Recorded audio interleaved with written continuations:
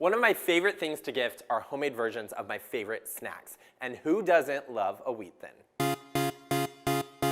One of the things that I don't think people realize is that crackers are actually really easy to make at home, and that's what a wheat thin is. So I'm gonna start with whole wheat flour. We have 3/4 cup of whole wheat flour into our food processor, which is fitted with the blade. Then I'm going to add a 1/2 cup of bread flour. Add that in. And the reason we're not using all whole wheat flour is because the dough will be just too tight and too dense. So we need something a little bit lighter. Then I'm gonna add wheat germ, and this is gonna give it even more wheat flavor. So I'm gonna add a 1/4 cup of that and add that right into the food processor. I'm going to add 2 tablespoons of granulated sugar and a teaspoon of kosher salt.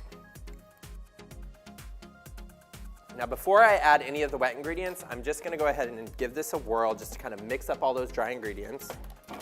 Just wanna pulse it to mix, just like that. And in this case, I'm going to use butter because I think it adds a really nice flavor. So I'm just gonna cut it into about 1/2-inch pieces. You wanna make sure it's chilled and add it to the dry ingredients in the food processor.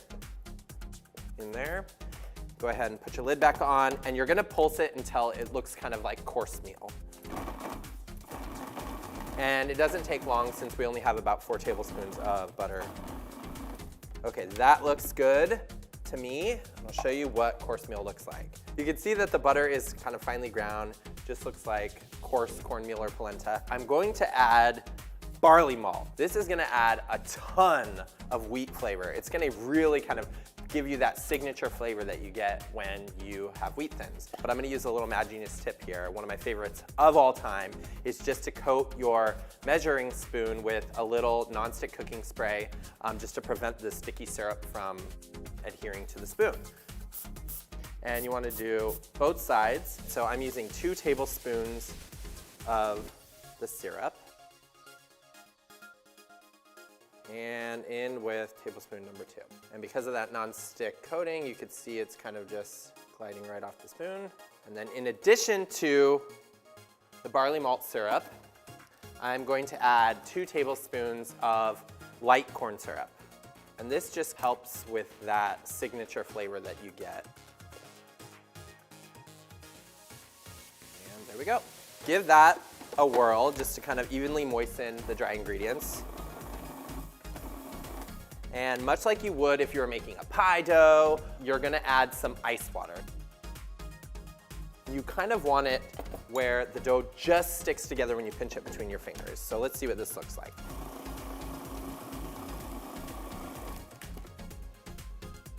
Yes, looks good to me.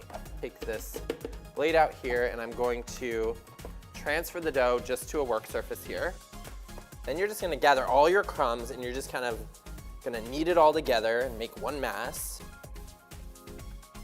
And I'm gonna pat it into kind of a square or a rectangle, and then I'm gonna cut it in half because later on when we start rolling it out, it's gonna be so much easier to work with half the dough than all of it at once. You're going to wrap them in plastic and we are gonna get these into the refrigerator.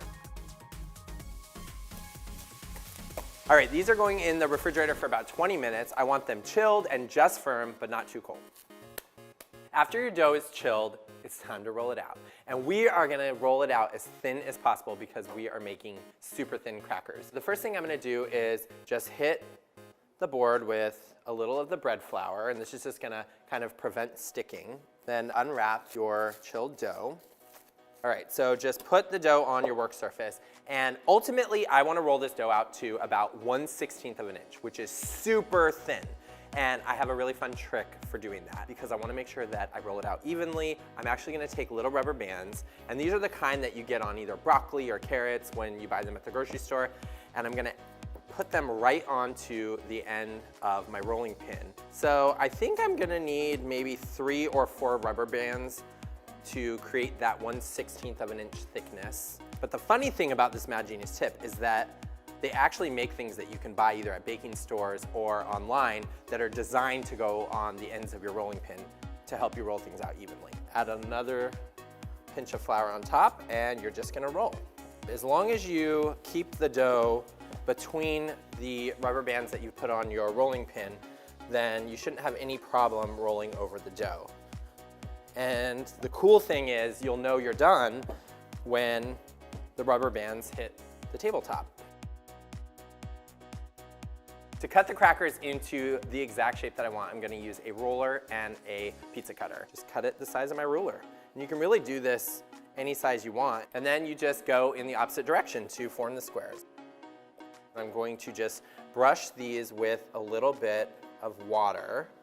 And the reason I'm using water is because if I use anything like egg or milk, they're gonna brown too quickly when I bake them. The water is just going to help a little bit of salt adhere.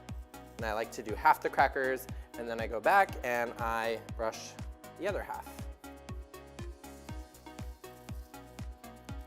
A little bit of salt, and now we're going to transfer these to a parchment paper lined baking sheet, and we are gonna get them in the oven. Okay, so my first tray of crackers are going into a 350-degree oven. They're gonna bake for anywhere from 8 to 10 minutes, and while those bake, I am going to roll and cut my other sheet of pastry. All right, my crackers have baked, and they have cooled, and at this point, they are either ready for snacking, or you can package them up and give them as a gift, or you can keep them all for yourself. And that's what I plan to do. So look at this. This is wheaty and it's thin. All right, I'm gonna taste it. And it's super crunchy. That combination of whole wheat flour, the wheat germ, and that barley malt syrup really amped up that wheat flavor. Plus, they're thin, they're crisp, and they are mad genius.